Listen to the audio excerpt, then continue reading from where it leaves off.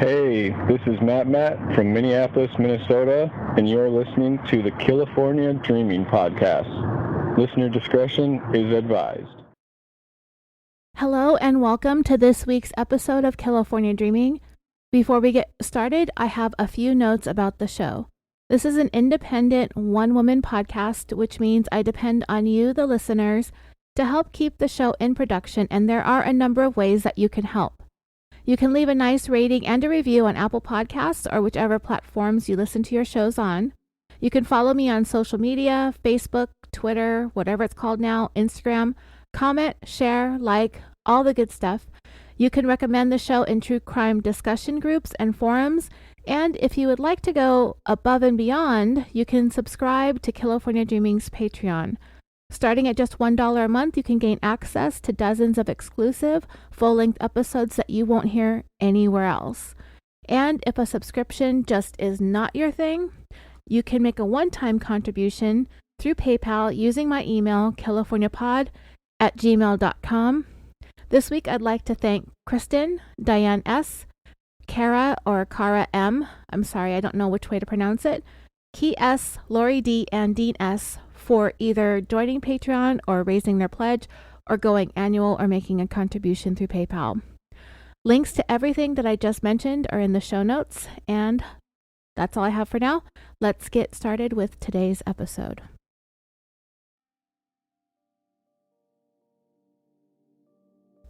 I was recently taking a look at the FBI's most wanted list, as one does, because that's what we do for fun.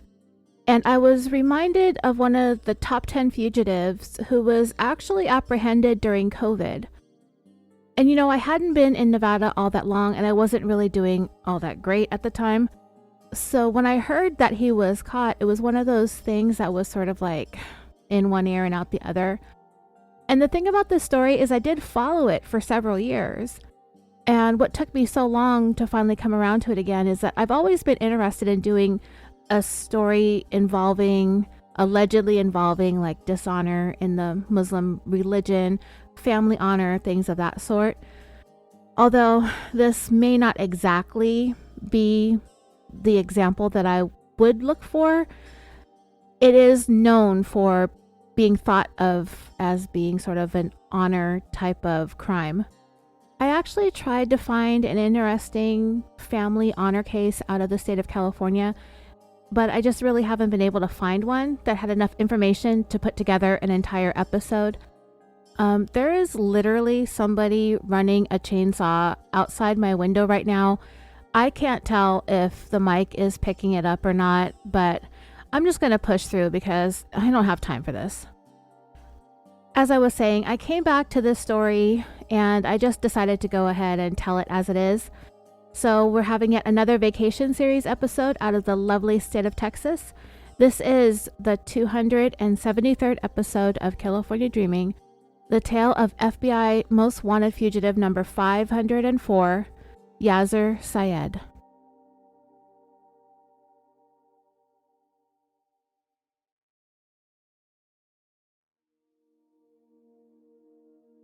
Some of the information I obtained about this case came from some interviews with the victim's mom and aunt and various friends and people who knew them. That and all other source material can be found in this episode's show notes. A call came in to 911 in Irving, Texas, a city about 20 miles east of Dallas. The dispatcher picked up the call and asked what the emergency was. The caller on the other end of the line was a cab driver who said, "We have a cab in our cab stand. It doesn't appear that there's a driver, but there are two people inside the cab. They don't look alive to me." The dispatcher said she understood and that officers were on the way. The cab did have two not alive people inside, and it was parked in the parking lot of the Omni Mandalay Hotel, which today is now called the Omni Las Colinas Hotel. Connie Maggio and her older sister Patricia Owen were slightly over a year apart in age, so growing up together they were close. The family was poor. Their father made a meager living as a carpenter. They moved often from one living situation to another. So there wasn't very much in the way of a stable home for the sisters. Every time you move, you have to leave your school and your friends and hope that you can make new ones. When Patricia was 15 years old, that is when she met Yaser Syed. Connie was 14 when she learned her sister began dating Yaser. And he was twice her age, 30 years old at the time. Born in Sinai, Egypt, Yaser came to the United States with a student visa in 1983 when he was 26 years old. He had some brothers that were already settled in America, so he was sent to live with them. 4 years later, he met 15-year-old Patricia, and in short order, he married her. Together, they would have 3 children, a son in 1988 that they named Islam, Amina, who was born in 1989, and Sarah, who was born in 1990. Yaser had another daughter from a previous relationship that was born in 1987. So 4 years in a row, Yaser had 3 girls and a boy. He eventually would become a permanent resident and officially a citizen of the United States in 1997. And dreamers, looking at pictures of the couple when they were young, when they first got together, I can see this older foreign guy totally charming the pants off Patricia as a teenager. She was a pretty insecure kid from what I could see. And Yaser, he's no outrageously gorgeous, good-looking man or anything of the sort, like not even close, but he was tall and thin and he was all right, but not like great. It's easy to see though how she was won over by this guy who knew how to be very sweet when he was courting her. Patricia's sister said in her interview that Yaser had a very upbeat, happy, carefree personality, which I find really hard to believe, but okay, if she says so. In order for Yaser and Patricia to get married, they needed to get her parents' permission. And I'm not going to sit here and judge or mom shame, but Patricia's mom gave her blessing for the couple to wed. According to Connie, their mom felt like she was doing what was best for her daughter by allowing them to move forward with their marriage. Her biggest fear was that if she forbade the relationship, that Patricia would grow to resent her. She figured that her daughter was going to go and be with Yaser no matter what she had to say about it, and she didn't want her daughter to run away with him and wind up pregnant at such a young age. So she made the tough decision to give her permission. At the time, like I said, she felt like it was the right thing to do. 1 year after Yaser and Patricia got married, she became pregnant with their first child, which would turn out to be a boy, Islam. Patricia was 16 and Yaser was 31. In talking about her sister's relationship with Yaser, Connie said that she was very happy and excited on her wedding day. Connie really longed for someone to love and to be close to, and she really thought that she would be with this man and that he would love her and take care of her forever. I think it's important to point out that at this time, Patricia was not Egyptian, nor was she Muslim. She's white, she's from Texas. So the kids came out to be a very beautiful mix of the two racial backgrounds. And as a mixed race human being myself, I think it adds another layer to a story like this. One of the things that was shown on that TV show that I watched where the aunt and the mom were interviewed, it had lots of footage from the many hours of home videos that Yaser had a habit of taking of his family. This was the late 80s and early 90s, so having home video cameras had been a growing trend. Yaser seemed to have video of the kids at almost every stage of their childhood. So it gives you this impression that Yaser was a doting, loving family man that adored his children and was very proud of them. Okay, so the kids, they were really good, well-behaved, seemingly happy, well-rounded kids who did pretty good in school. Actually, they excelled. The 3 of them were only a year apart, so the siblings were very close growing up, But as they got older, there started to be this vast difference between the way older brother Islam was treated compared to the way Amina and Sarah were being treated by their father. For example, Islam was able to get away with more stuff than his sisters were. Things that the girls would get in trouble for, Islam was able to get away with when he did basically the same exact things. Before long, it seemed like Yaser really didn't make any sort of effort to hide the fact that he showed an abundant amount of favoritism towards Islam. And Islam knew it too, and he kind of sucked up to his dad. Whenever dad asked him to do anything, Islam never said no. He just obeyed and then was given preferential treatment as a result. I mean, that might naturally happen within a family dynamic where a parent just has like a favorite child. I don't know, because I'm only one, so my parents kind of sort of just had to take it or leave it. But everything else about, this family, this dynamic, none of it sits well with me. The idea of holding one of your children in higher regard than the others based on gender, while at the same time holding the other children down and keeping them from progressing in life, repressing them based on gender, it was very, very biased in that household. Yaser was imposing his old worldview on the place and roles of men and women on a couple of teenage American girls who, for all intents and purposes, have no intention of being repressed for any reason, much less by their own father, just because they're girls. Yaser was a strict parent. One of Islam's friends, in speaking about the culture, said that Muslim parents tended to be strict anyway, but Yaser, he was fighting an uphill battle with his girls who were busy being teenage girls, enjoying all things American, including being treated fairly and equally regardless of their sex. So it had a pretty big impact on both Amina and Sarah as they were working on discovering who they were and what their place in this world as young Muslim women in America. It's difficult at times when your parents are immigrants and they just don't get it, or they don't want to get it. They want to maintain the integrity of the religion and the family structure and the way things ought to be going and keeping up with traditions, including the way that women are seen as being less than men, never equals. There was just this side of their father that just wasn't a devout Muslim, as it might seem on the surface, which is why I'm not so quick to assign this the label of an honor type of situation.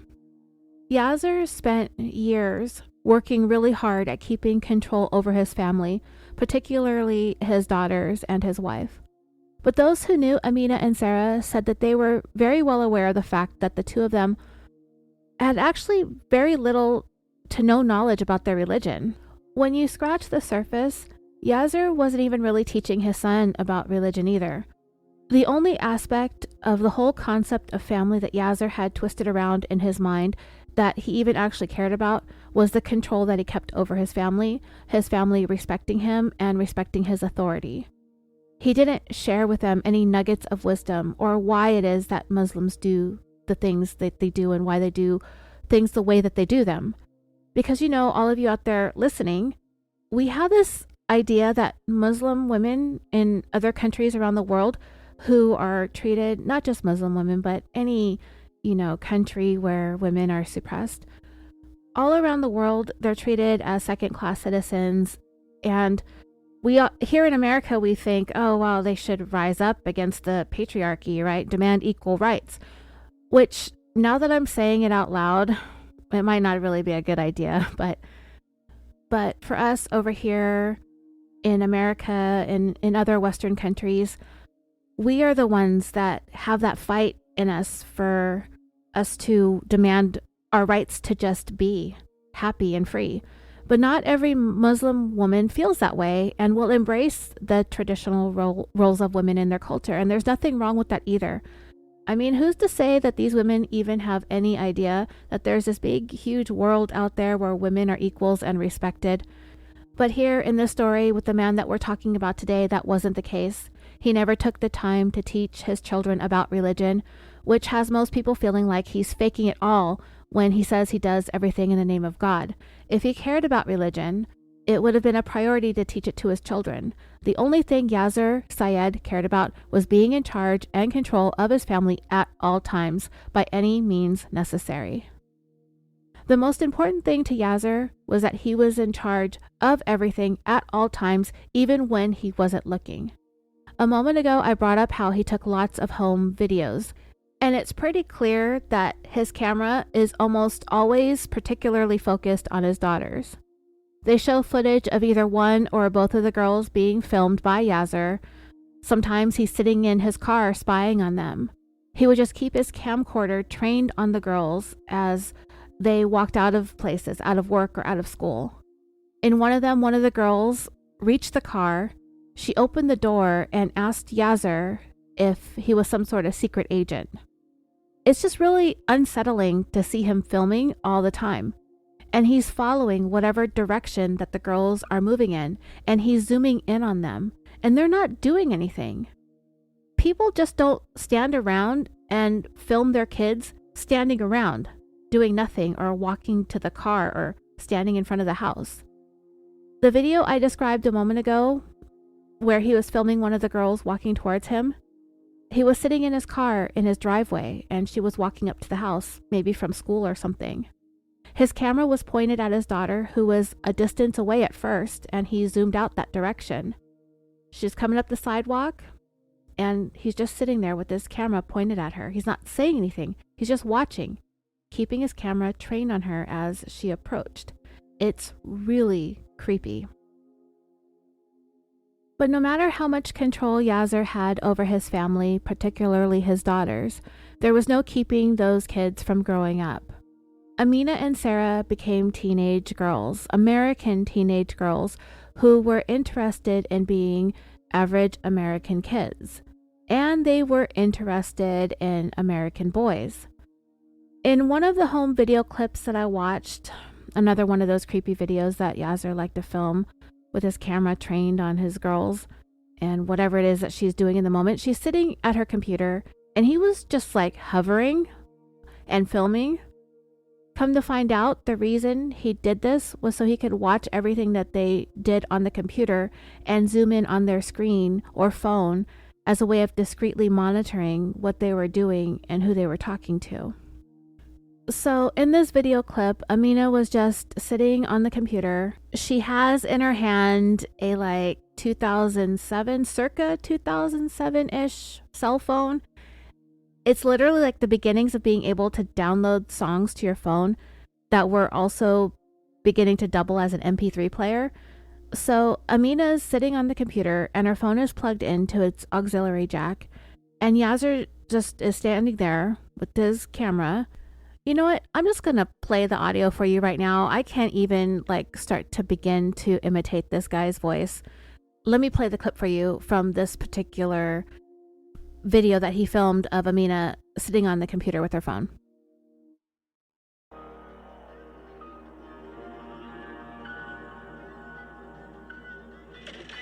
You think you're some kind of secret agent or something? Hi, Ina.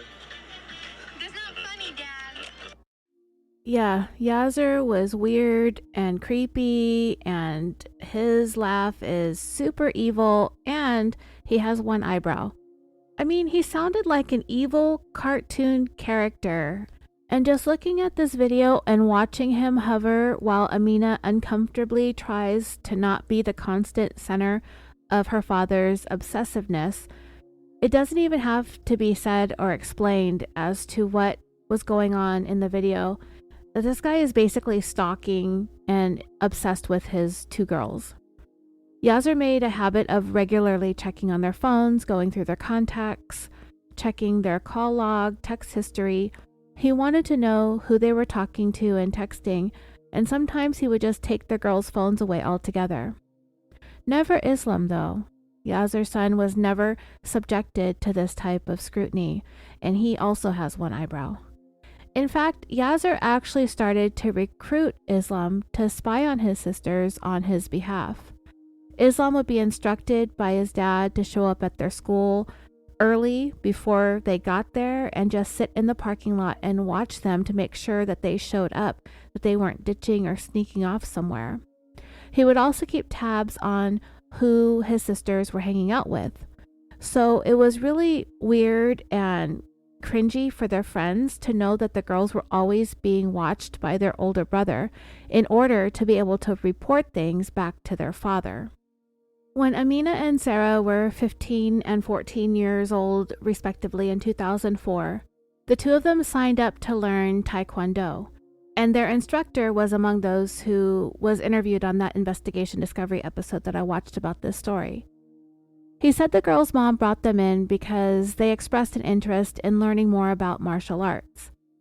He described Sarah as very, very sweet and the quiet one with a beautiful smile.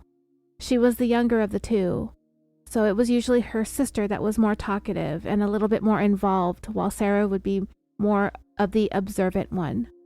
Amina was the more outgoing of the two, and she embraced her role as an older sister in those ways.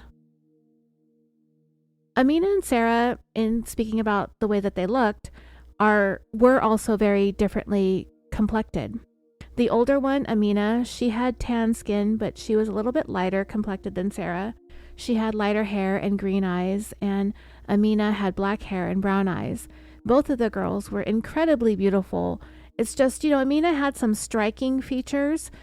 So even though Amina was older, she may have been the more outgoing one, the sister who took the lead, but she also had whatever advantages and perks of being a lighter complected person of color affords her.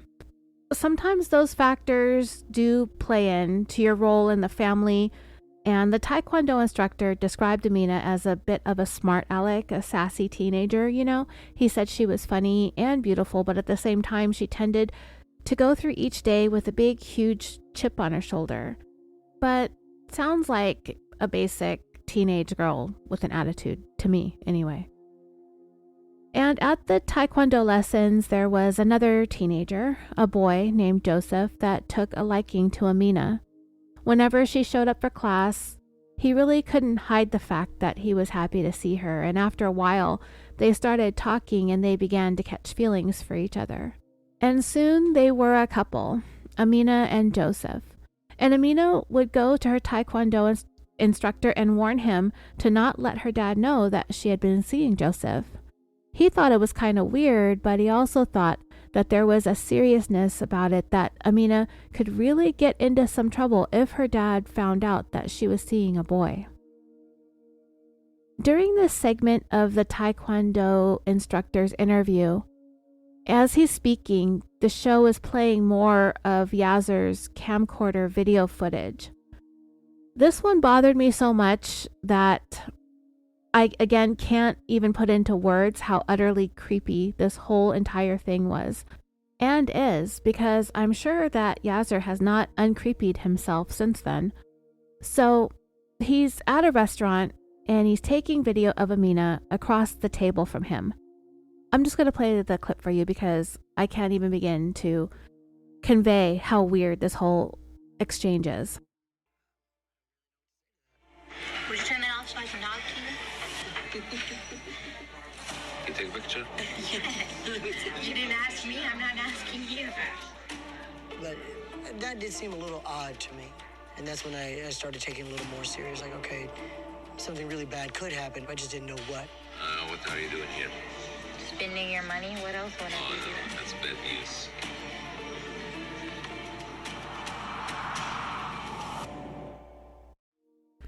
Well, I was crunching on potato chips while I was recording that, and I forgot that I was recording, so hopefully you don't hear the sound of me munching and crunching back there in the background. If so, oh well. The scene was in a restaurant anyway. That video, it's really hard to watch because I just really can't handle seeing this family interacting so awkwardly that it makes me cringe. And what they're doing is they're sitting at a restaurant and Yaser's taking a video from across the table of Amina. Her mom is next to her on her left. Yaser has his camera pointed right at her. I mean, zoomed right tight into Amina's face where it fills your whole screen as you're watching this. And then she says to him, "Can you please turn that off?" She doesn't look like she's playing around either. And when her dad doesn't say anything, and she just kind of starts laughing a little bit, but you can tell that she doesn't want a stupid camcorder pointed at her face, and she's trying to be polite as she can be towards her dad because she has to. And from there, she leaned over to her mom and started whispering something in her ear, and she's covering her mouth with her hand so her dad can't read her lips. And he's zoomed in again while she's whispering to mom, and clearly he doesn't want the mom in the frame at all. He keeps it trained and centered on Amina at all times as much as possible. And then the camera pans back out and Amina looks into it and she said, "Will you turn that thing off so I could talk to you?"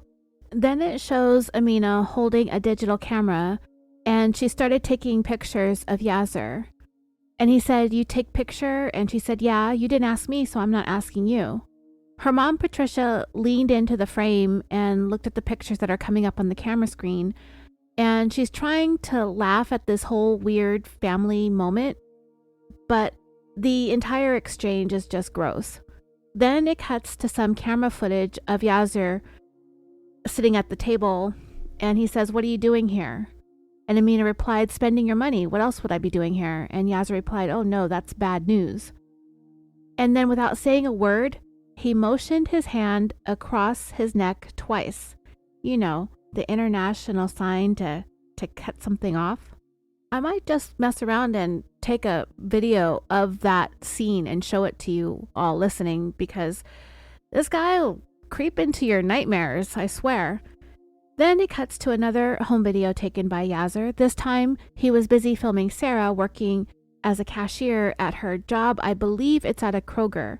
He's sitting somewhere outside in the parking lot, in a parking spot that's close enough for him to be able to see in through the front entrance sliding glass doors and zoom his camera in on Sarah working at a check stand that's visible from his vantage point. He's sitting there in the car, and Amina and Patricia are in the car with him. She can't see us from inside, right? No, She looks serious. because she's a fast checker. She's one of the top checkers. Wait, she smiled to the customer. Bubba, she has to. Part of her job. She's in trouble. Always with that video camera. And there's nothing wrong with people shooting video.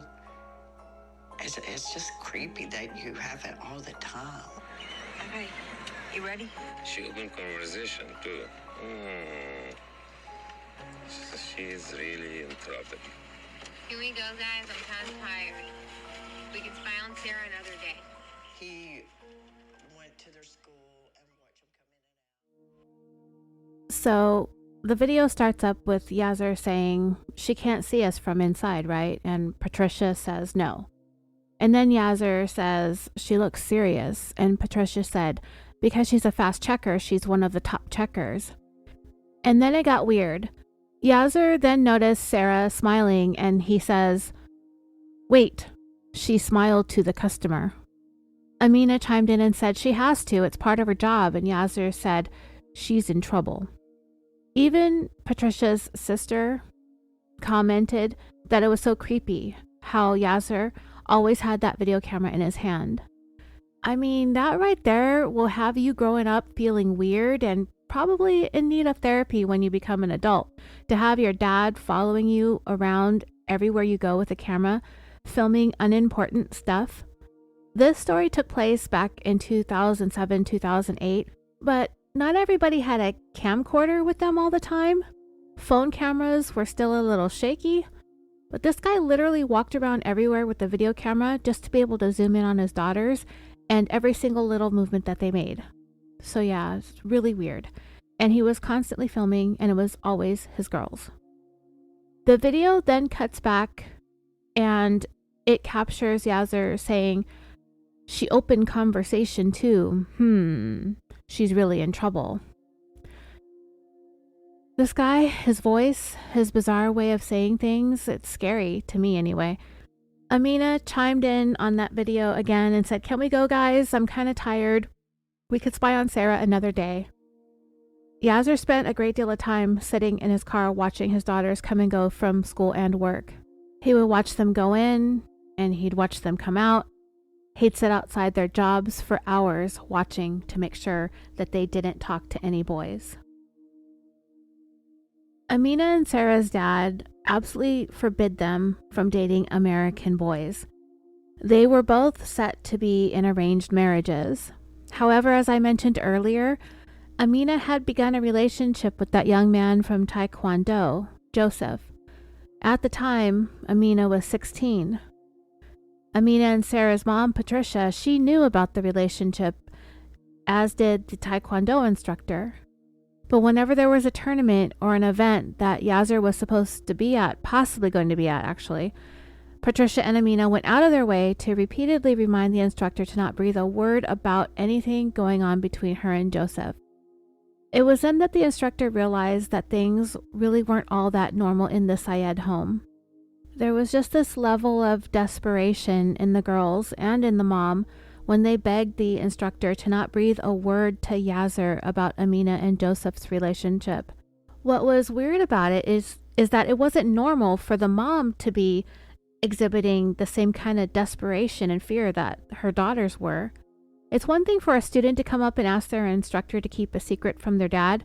It's a whole other thing for the wife to come and ask their child's instructor to keep a secret from her husband.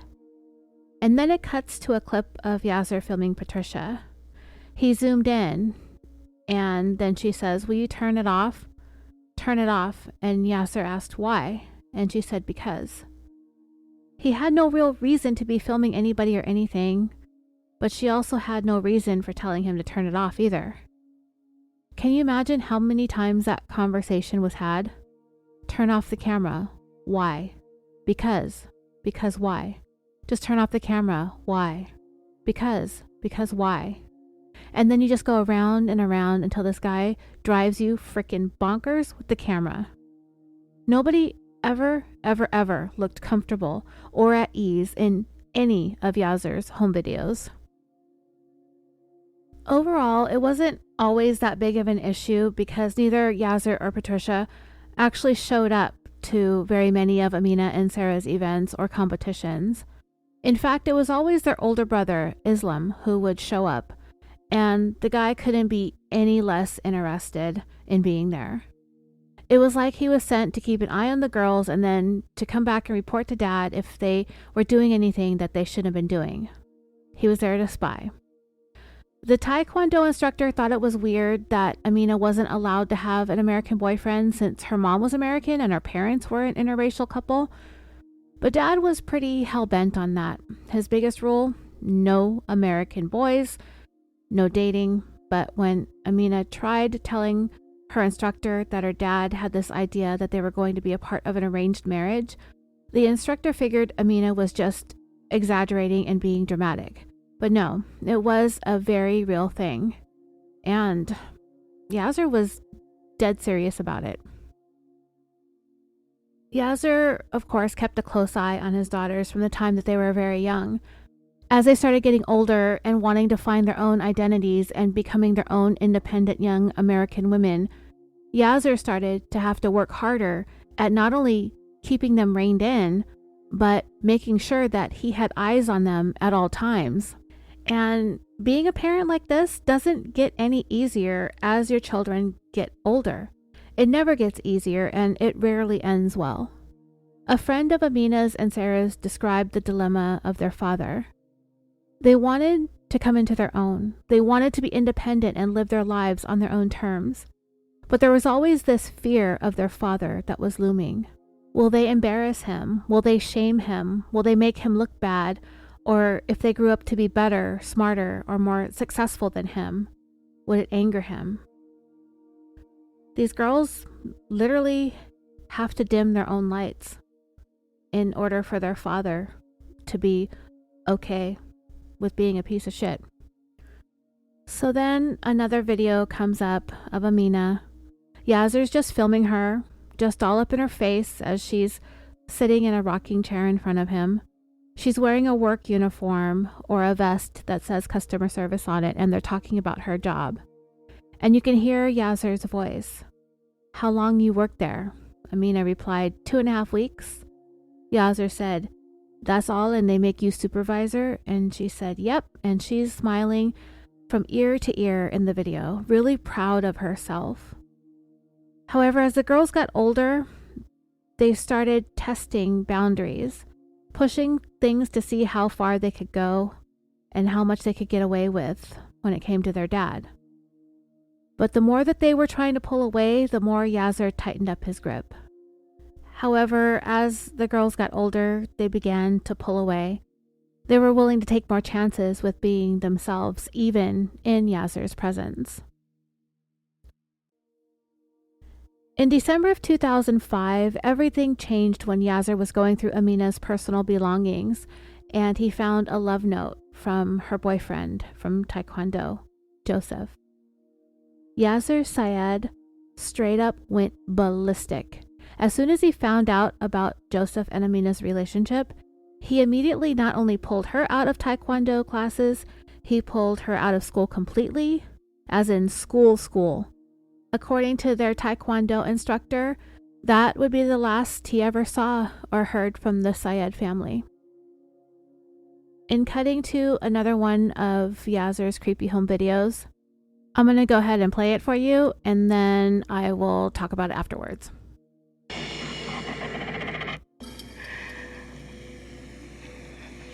Sarah sleep with her pants. That's for record. People see how you sleep with your clothes. Man! Nice legs. I got this. Take this blanket from this one in the back. Get away! Take.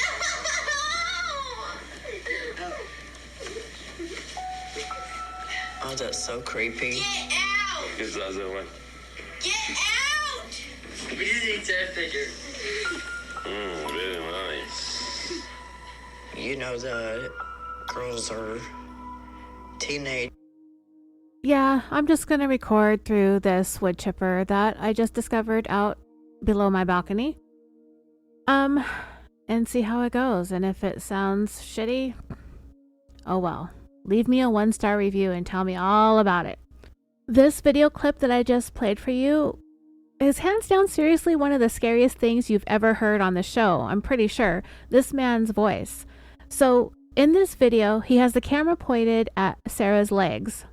She's laying on her bed, and it's just a plain mattress with no mattress cover or linens or anything on it. And I just point that out because that's a really big time pet peeve of mine. Not necessarily unmade beds, but plain mattresses in bedrooms with no linens that are sitting directly on the floor. Yeah, it's not awful, but you know. Anyway, you can see her legs. She has jeans on or whatever and no socks or shoes. And Yaser says, Sarah sleeps with her pants. That's for record. People see how you sleep with your clothes. Off camera, Amina yells, Dad. And then the camera zoomed in on Sarah's legs at that point. And Yaser, literally, he goes, nice legs. I don't even think I got close to his octave, but anyway. He starts to move the camera around, and you can begin to see Amina's legs and feet underneath a blanket that is on the bed next to Sarah. Yaser then zooms the camera out while Amina takes the blanket to try to cover herself up completely from him being able to film her, throwing the blanket over her feet and then herself. And then he's just standing there filming them. And then Yaser says to Islam, who was apparently standing there next to him the whole time while he was filming, watching this, he says to him, take this blanket from this one in the back. At that point, Islam comes into the frame and starts to yank the blanket off of Sarah while she struggles to try to hang on to it, yelling at him to get away. Then Yaser tells him to go and get the other one while they're telling him to get out. Toward the end of that video clip, Sarah is on the bed laying down on a completely bare mattress, trying to cover up her face with her pillow. Amina is on the ground yelling at her dad to stop videotaping her. It's very disturbing. This is how Yaser acts on an average day. Imagine what it was like when he discovered those love notes or that love letter that Amina had from Joseph. He was enraged. He demanded that she stop seeing that boy and ordered her to break up with him and then pulled her out of taekwondo and school. And honestly, I think we all know that chances are Amina was going to continue to see Joseph. She would not be told what to do by her dad. And you can see that about her and her personality in some of these videos. But now that Yaser has this information about her having an American boyfriend, he's never going to trust her again. And he's going to have her under an even more watchful eye than ever before. And it was already a lot. There was another clip of a home video. Amina this time is holding the camcorder, and it looks like maybe Yaser and Sarah were riding in the back of a minivan. But they really aren't secured in, you know what I mean? Like, it's like kind of like maybe a makeshift camper type of thing, because all the rear seats were removed, so they're kind of just sitting in the back area of the van. And Yaser has his hand around Sarah, and it's actually wrapped around her so tightly, and his hand is mostly around her neck. And in this video twice, he pulls her in very aggressively and close to him in order to plant a big, huge kiss on her cheek. And it's, again, cringe. Every second of it is just gross. Even when Yaser isn't really trying all that hard to be creepy, it's just the way that he comes across. It's his vibe. Totally bizarre. He just had to have control over these girls, and he had many nonverbal ways of showing it. In yet another video, Yaser literally has the camera zoomed all the way in to one of Amina's eyes, and she has green eyes, and they're very beautiful and striking in color. And he has the camera all the way up in her eye, and he says, "Wow, look at those eyes," in his Yaser voice. When Yaser made that comment, Amina replied, "Wow, I think I'm going to be sick now." Then the camera pans out a little bit from there. Amina starts touching up her makeup with a compact, and Yaser says to her, "You don't need to do that. You look very pretty." But despite Yaser watching and filming these girls' every move, the girls still did what they wanted in front of him anyway, like putting on makeup or downloading music. But the one thing they absolutely could not allow him to find out about was the fact that they both had boyfriends. There came a time when Sarah had a boyfriend of her own as well, and he was American. That was the biggest issue that Yaser had with his girls. No dating American boys. They were both going into arranged marriages. In fact, a friend of the family said in an interview that if their father were to find out that they were sneaking around seeing boys, he used the word catastrophic. That's what he said. It would be catastrophic if Yaser were to ever find out. When the girls were pulled from their taekwondo class, their instructor was certain that that would be the last time he would ever see either Amina or Sarah. But what he didn't know is that it wouldn't be the last time that he would hear of them. But Yaser was so hell-bent on making sure that he kept Amina and Joseph apart that he actually picked up the whole family and moved about 20 miles or 32 kilometers away from where her boyfriend lived, to the city of Lewisville, a suburb of Dallas. They started school there in the middle of 2006, and by the fall of 2007, I believe Amina had already graduated and Sarah was in the 12th grade. It's one or the other, I'm not completely clear, but they were just one grade apart. They began making friends when they got to the new school, but the friends quickly picked up on the fact that they really weren't allowed to socialize all that much outside of regular school hours. Amina and Sarah were never allowed to join their friends on Fridays or Saturday nights. During the summer, the girls were sent to Egypt, so they didn't socialize with their American friends during that time either. Amina and Sarah's friends also gathered that Yaser, their dad, was a creep, and he had really weird behaviors. It was about the way he followed them and watched them, filmed them and stalked them. His own children, his girls. They were his property, in his mind. Amina and Sarah also, in order to try to hide some of the things that they were doing, they had code numbers that they asked their friends to use when they're texting. If either one of the girls texted their friend the number 9, that meant that it was safe to text. But if the girls sent the number 7, then they needed to stop texting immediately and make sure that the girls in that moment do not receive any incoming text messages from anybody. And all of this was to make sure that no messages went through while Yaser was hovering nearby. As the girls got closer to finishing high school, and I know Amina was already done, so what I'm thinking is that she graduated and hung back to wait for her sister to graduate, and then they would go away together. I don't know that to be a fact, but she was already out of the school at the time that this story took place, and Sarah was in her senior year, so I have a feeling the girls were waiting for each other. So it seemed that those who knew the family at that time, they could see that Yaser was attempting to tighten his grip and his control over his daughters, while at the same time they were getting closer and closer to becoming independent and going off on their own. There are several versions of what the girls' plans were, but ideally they were going to, what I believe the official story that the family has put out there about the girls is that they were both going for full ride scholarships, possibly at Texas A&M.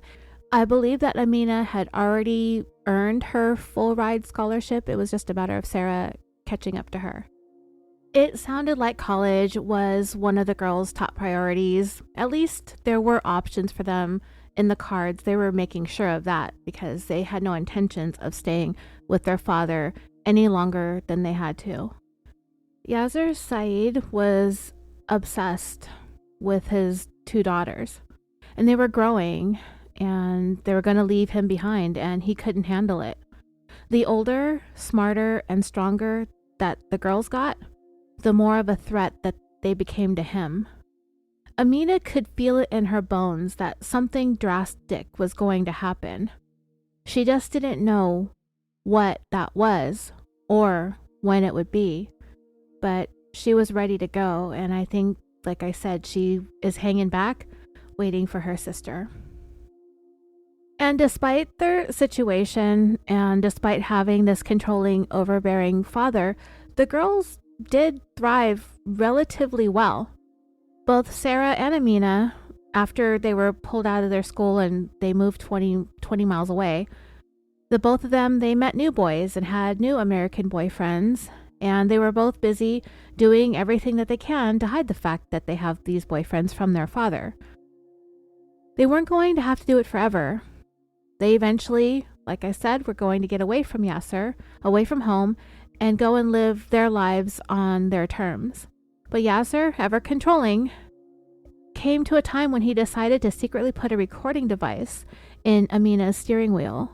And while I don't specifically know what Amina was caught doing, but I do know that she did something that prompted Yaser's most rage-fueled reaction his family had ever seen.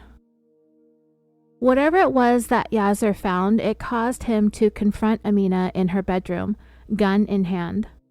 Sarah was in the room as well.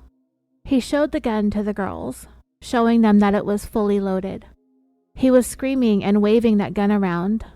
He turned to Sarah and said that her sister wasn't going to be around for very much longer, and she needed to get used to being the only sister left in this family.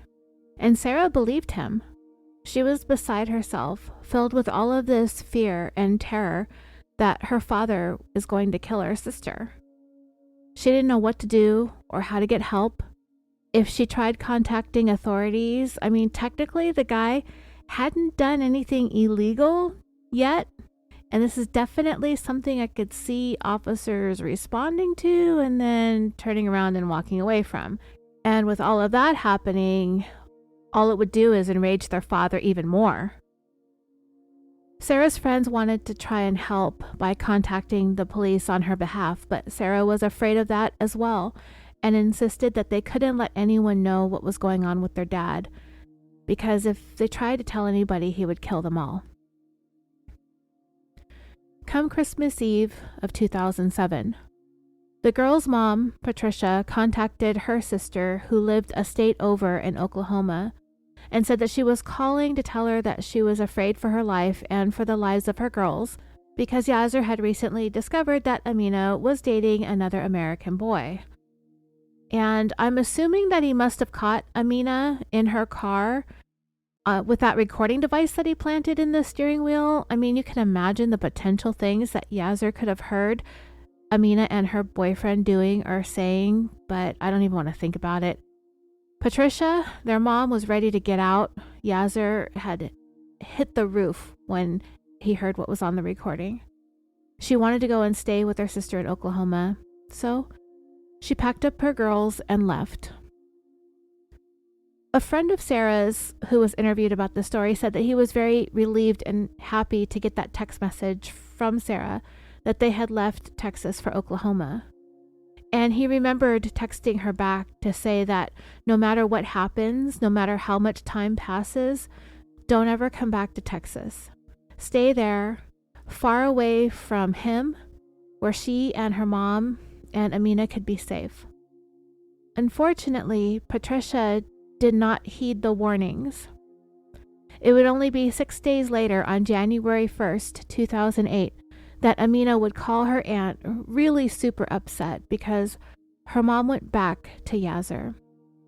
They all drove back to Lewisville, Texas. Lewisville. Is it Louisville or Lewisville? Oh my God, all the Texas people are going to come for me. Hold on, let me look this up. Whew, it's Lewisville. Good thing I went and looked because I said Louisville a minute ago. Half of Texas be coming at me with Lone Star reviews. Anyway, Amina had called her aunt because they drove all the way back to Lewisville, right back to Yaser.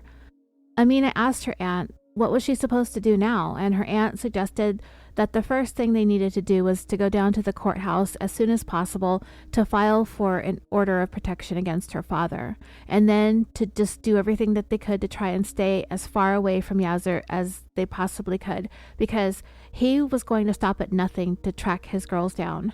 They needed to go into hiding. Irving 911, what's your emergency? We have a cab in our cab stand. It doesn't appear that there's a driver, that there are two people inside the cab. It doesn't look like they're alive to me. I understand that. We've got our officers in route. When Irving police came upon the taxi cab, they found Amina and Sarah. When they opened the doors, they saw that Amina had been shot twice in the chest and that Sarah had been shot 9 times. Irving 911, what is your emergency?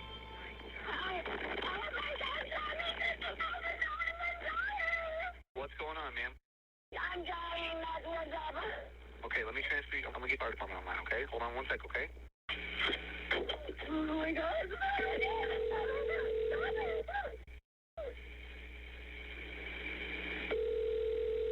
Irving Fire Department. Ma'am, are you still there?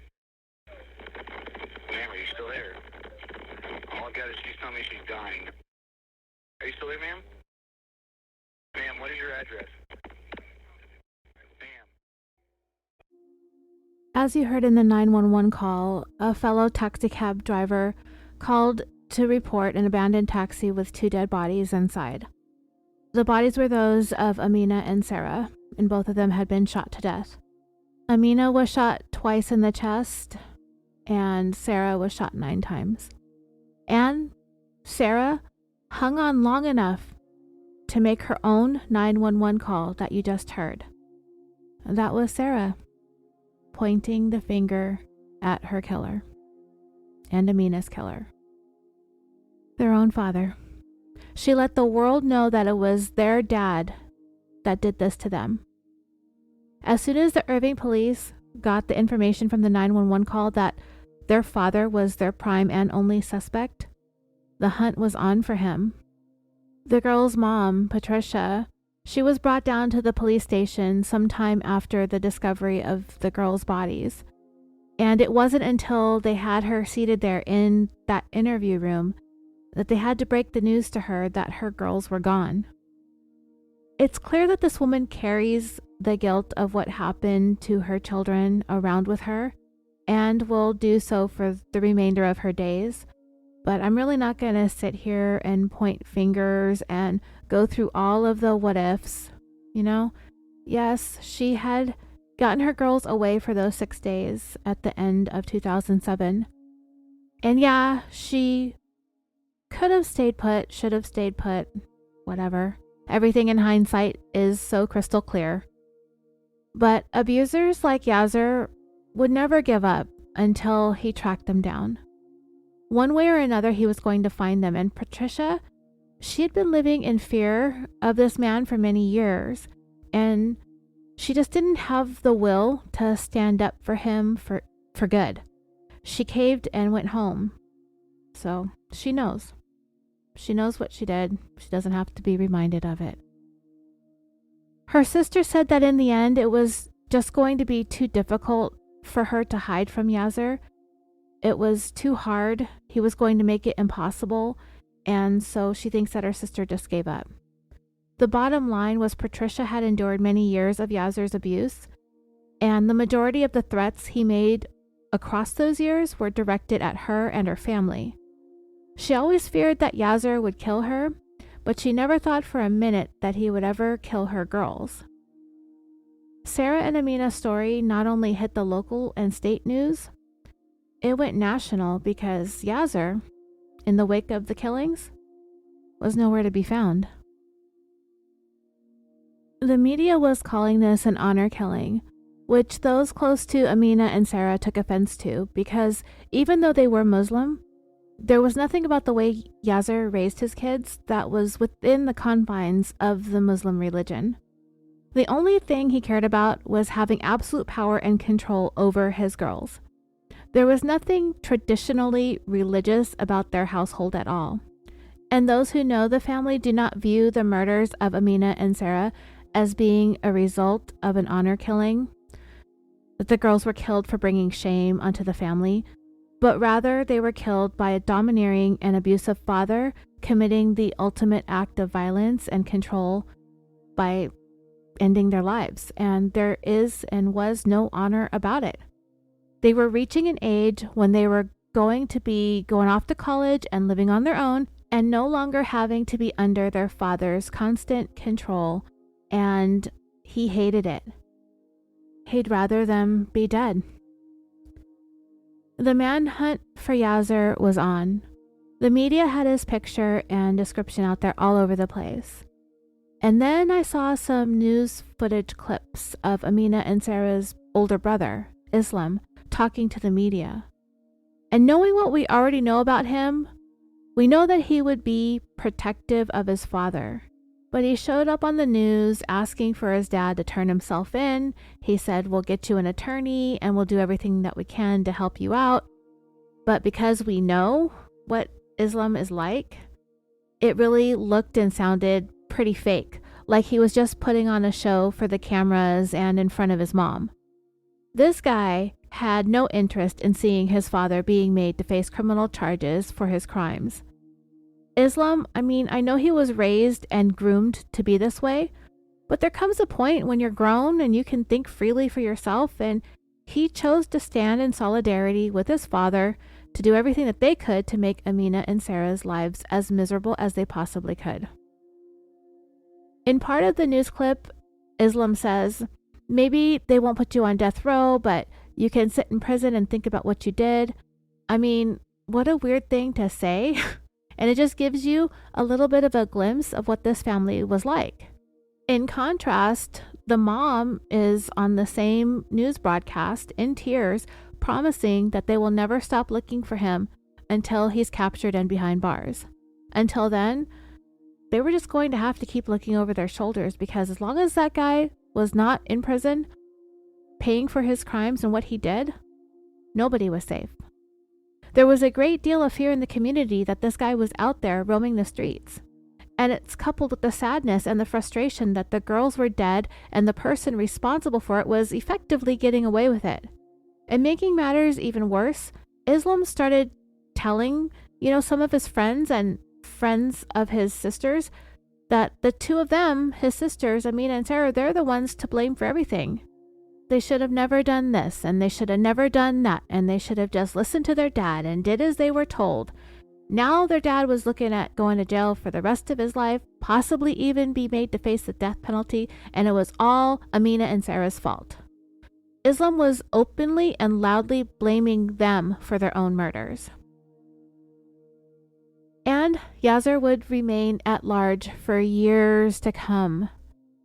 The fear is that Yaser was able to make his way out of the country and back to Egypt, that he might be very difficult to track down, and not to mention arrest and get back to the United States if he has in fact fled the country.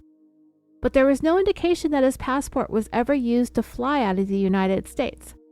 So almost 7 years after the girls were killed, Yaser Syed became the FBI's 504th fugitive listed on their most wanted, along with a $100,000 reward. That happened on December 4th, 2014. A little less than 3 years later, and close to a decade since the murders, investigators would finally get a break in the case. So, someplace randomly random, a city in Texas called Bedford. At a randomly random apartment building, there was a maintenance worker on his shift on August 14th, 2017. There was a broken pipe somewhere in the building, and there was one specific apartment that the maintenance worker needed to gain access to in order to work on this pipe problem. So he went up to the door and knocked. And when he saw the guy who opened the door, he immediately recognized him as the guy from the FBI's most wanted posters. This maintenance worker was certain that he was looking right at Yaser Syed in his fugly face. So, the maintenance guy goes and reports his suspicion to his manager. The manager turns around and contacts the FBI, and it turned out that the apartment was, in fact, being leased to none other than Yaser's son, Islam. When investigators showed the maintenance guy a picture of Yaser, he confirmed that that was the man he saw inside the apartment. Later that same evening, an FBI agent paid Islam a visit, but his attitude was belligerent and he was uncooperative. And then he apparently got on the phone and said to whoever it was on the other end something to the effect of, "We've got a problem." He refused to let the agents inside the apartment, and he told them to go get a warrant. The FBI came back at 1 a.m. with a search warrant, but there was apparently nobody there at the time. When they did make their way inside, the agents found that a sliding glass door was left open. Right below the patio, a bush had been smashed as if someone had jumped off the patio and landed right on that bush, breaking a bunch of the branches and kind of flattening it. Next to the bush lay a pair of glasses.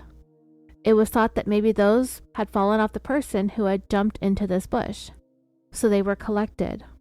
The DNA was swabbed off of those glasses, and it was compared to Amina and Sarah's DNA, and the results showed that the DNA came from the girl's biological father. And just like that, Yaser Syed was in the wind once again. They did come away with some good pieces of evidence from that apartment, including cigarette butts, a comb, and a toothbrush. Anything that would be a rich source of DNA was collected, and tests were run to confirm Yaser's presence in that apartment, and sure enough, all of those items that they collected came back as a match to Yaser. So they now know for sure that he hadn't left the state of Texas. So what they know that they can now do is jumpstart the investigation and begin surveilling Islam and Yaser's brother, Yaser Syed. He too is helping to harbor a fugitive. Now, in the show that I watched about this story, they made it seem like a very short amount of time passed between when Yaser's presence in the apartment in Bedford, Texas was confirmed by way of DNA, and when the surveillance that they set up led to the next big break in the search for the fugitive, but it actually was another 3 years before authorities were able to catch up with Yaser again. In August of 2020, at the height of the COVID pandemic, police began an around-the-clock surveillance of a home Islam and Yaser were living in a city called Justin, Texas. There came a time when Islam and Yasin were observed coming and going from the home, and as the agents kept watch on the house, they could see the shadow of another person inside when they knew the other two were gone. The 24-hour surveillance lasted for about a week. And after that week, the FBI had gathered enough information to be able to obtain a search warrant, which they obtained on August 26, 2020. They took that warrant, raided the home, and after more than 12 years on the run, Yaser Syed was finally in custody. In nearby Euless, Texas, around the same time that his home was getting raided and his dad getting arrested, Islam was taken into custody. By this time, he was 32 years old, and Yasin was also arrested, one of Yaser's brothers, and they were hit with charges stemming from hiding Yaser from arrest. They believe that more of Yaser's immediate family provided help in some form or fashion over the last 12 years that he was a fugitive from justice, but they just stopped at arresting Yasim and Islam. So Yaser went on trial in August of 2022, and it was ultimately decided to not pursue the death penalty against him. His defense is that he didn't kill the girls. Testifying with the help of a translator, Yaser did take the stand in his own defense, and this is the story that he came up with. He wasn't there when the girls were shot. He had taken his daughters for a ride in his taxi. I think the ruse was he was going to take them out to eat together. Remember, they had just gotten back from being in hiding for 6 days in Oklahoma. So Yaser might have been trying to make nice in order to gain the trust of the girls so that they would get into his cab with him. Whatever Yaser did, the girls, in a moment, let their guard down, and they went ahead and bought whatever story their dad was telling them in order to get them into the taxi. Yaser told the court that he was driving and there was some sort of threat or a danger that was following him. He said that he believed someone was after him or was targeting him for some reason, so he decided to leave the girls and the taxi behind, not thinking that the girls were in any danger. And it was this unknown source of danger or threat that shot and killed Amina and Sarah, not him. You can see the whole trial, this guy's trial, on the Court TV app or on their website. It might even be on the Court TV podcast, but I didn't go there. This episode would have turned into several parts if I did watch that trial. But the jury only took 3 hours to find Yaser Syed guilty of the capital murders of his daughters, Amina and Sarah. He was sentenced to life in prison without the possibility of parole, and he's currently being housed at the Federal Correctional Facility in Bastrop, Texas. Patricia and Yaser's son, Islam, pleaded guilty to conspiracy to harbor a fugitive, harboring a fugitive, and conspiracy to obstruct justice. He was sentenced to 10 years in prison, and he is currently being housed at the Federal Correctional Institution in Big Spring, Texas. Yaser's brother took his chances at trial, and his defense was that he and Yaser hated each other, and that he was very upset over the murders of his nieces, and that there was no way he would have helped his brother after doing what he did to his daughters. But in February of 2021, Yasin was also found guilty on the charges of conspiracy and harboring a fugitive, and on June 4th, 2021, he was sentenced to 12 years in federal prison, and he's staying at the same place Yaser is, at the facility in Bastrop. So I randomly found this change.org petition related to this case, and it had some different information. Some of the information's the same, but some of it's different. And I'm not saying that this is accurate at all, because it is just the paragraph describing this change.org petition, but it's just different, and I wanted to share some of it with you. And it went up in 2012, So that would be 4 years after the killings and 8 years before Yaser was captured. So this petition is somewhat out of date, but it's still active because it still wants more signatures and actually has quite a few, more than like I think 10,000 or close to 20,000 signatures. But anyway, it reads in part, "The girls were brilliant young ladies dreaming of nothing more than to live their lives as Americans and to become doctors. They both were victims of their abusive father, Yaser, on several occasions. The abuse was permitted, or at least not stopped, by their American mother, Patricia Owen. Both Sarah and Amina appeared at school with bruises, and at one point Amina even had a split lip. Amina informed her friends that the wounds were inflicted by her father and that her mother refused to allow her to seek medical attention." Yaser found out both of his girls were dating in the fall of 2007, and like many times before, he pulled a gun on Amina and Sarah and threatened to kill them for not following his rules. A boyfriend was not permissible. Yaser had plans for the girls to marry in an arranged marriage. So at this point, the wording in the petition gets a little bit weird. I definitely think that this petition was put together by somebody foreign. But anyway, it says, "The girls managed to run away of the home to their mother's job, where the girls also had part-time jobs. The manager gave Patricia days off from work to take the girls to a safe place and to call the police, even taking donations among the store employees to help Patricia get her daughter's protection." So like I said, I don't know what it meant by the girls run away of the home to their mother's job means. It just kind of awkwardly put. And then in this next part, where the author of this petition started talking about their plans, the story kind of changed again. But anyway, it says, "Deciding to run away with two friends, they confided in their mother their plans to escape their father. Patricia tells her daughters that she always wanted to leave their father and asked to run away with them. The girls and the friend agreed to allow Patricia to go along.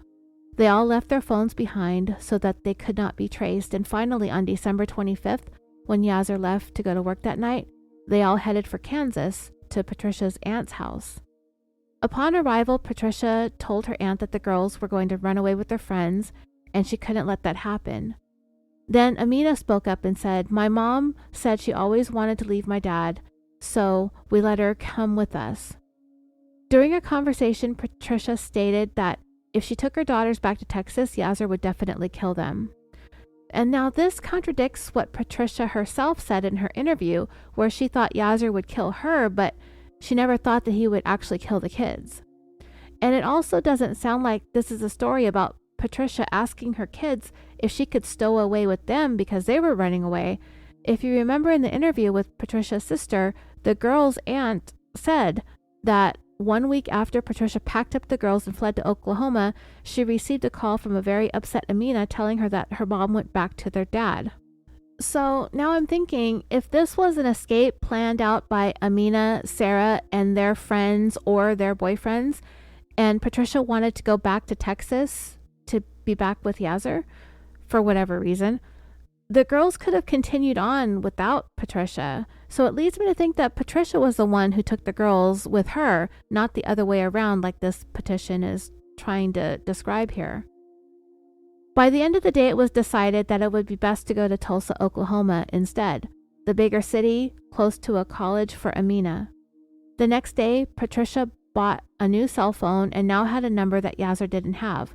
They rented an apartment and bought some furniture, and the girls felt a little safe. Unfortunately, unknown to Amina and Sarah and the boyfriends, their mother was talking to their father and planning on returning back to her husband.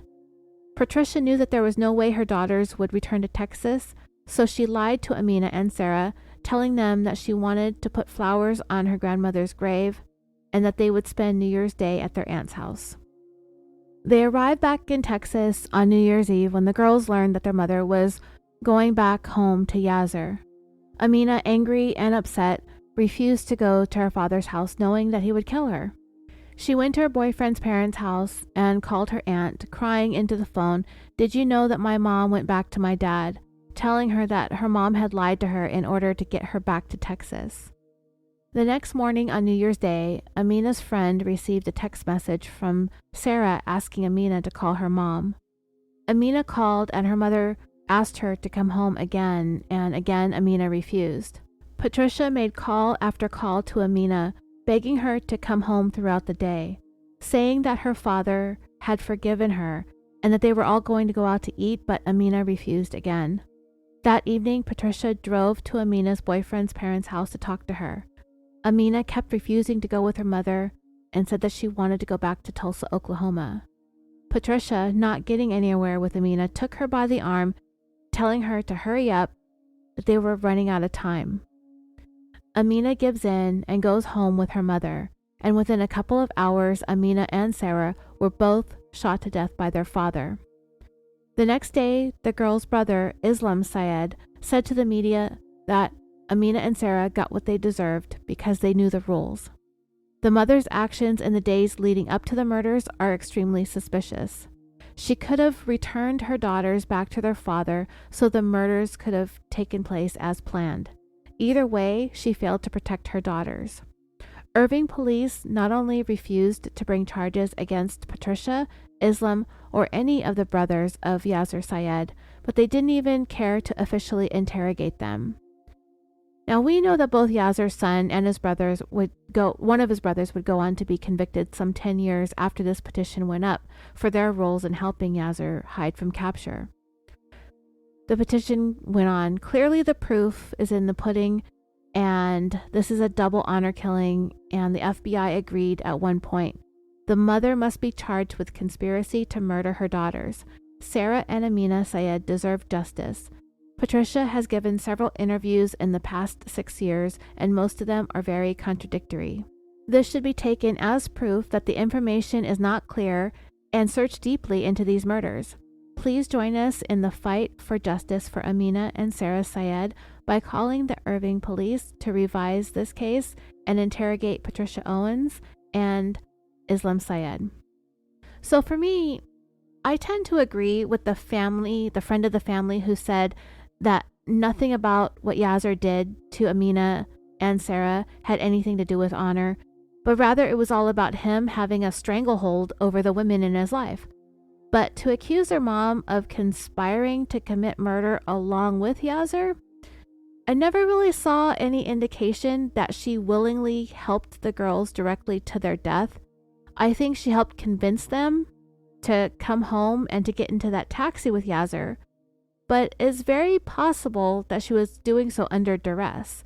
Yaser could have been forcing her to help him get the girls to come home. I don't know.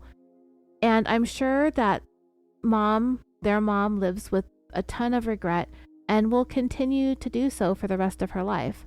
But I really can't bring myself to sit here and blame this mom who lost her girls to this monster when we don't really know. It's just a bunch of conjecture and accusations. I'm sure life has been hell for her ever since this happened. Yaser, of course, refused to take responsibility for the killings at trial.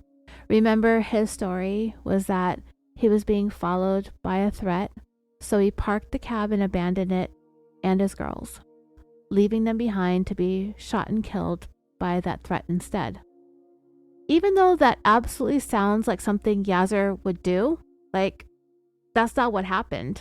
I absolutely agree that he would put his girls in front of him to take a bullet for him to save his own ass. Yaser's rage over the girls and their American boyfriends would only ever be pacified with murder. I don't think that there is any amount of time, space, or distance that would have ever calmed this man down. The only thing that would make things right in his mind would be to eliminate those girls. And I really don't think this had anything to do with honor. I've said that several times throughout. I think this was a sick and twisted man who couldn't handle rejection from women. I don't think this guy could handle any kind of pushback from a woman. And because he was Amina and Sarah's father, he seemed to think that he owned the rights over their lives. And anything that they did for themselves, with themselves, to themselves, for anybody or anything else in the world outside of him, No matter how big or small, it didn't matter because everything had to be all about Yaser. I think he had twisted and inappropriate feelings for his daughters. Child sexual abuse wasn't mentioned in this story anywhere that I saw, but I wouldn't be surprised if that was an element of the story. And not just sexual abuse by Yaser. I wouldn't be at all surprised if Islam sexually abused his sisters too. I don't know if that happened, but based on what I saw on video with these two and how they treated Amina and Sarah, yeah, I could see them doing something that sick. They both treated the girls like property. And what a miserable way to live their 17 and 18 years on this earth. To be subjected to abuse until your abuser just decides you just don't get to exist anymore. And just like that, you're gone. I want to thank you all so much for listening to this episode. And I'd like to say thank you to Matt for providing the intro. Don't forget to come on over to social media and find me. Comment questions about this episode. We'll talk all about it in Facebook, Instagram, Twitter, X, whatever it is. And that is all I've got for today. Again, thank you so much for listening. As always, I hope you go into a wonderfully fun weekend this weekend. And until next time, sweet dreams.